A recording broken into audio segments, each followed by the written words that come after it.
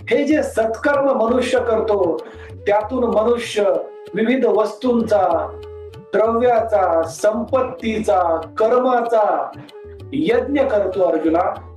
या यज्ञातून मनुष्य विविध वस्तूंची, द्रव्याची, संपत्तीची किंवा काहीही नसेल तर कर्माची आहुती देतो. या आहुतीला त्याग असे म्हटलेले आहे अर्जुना. आणि हाच तो विसर्ग आहे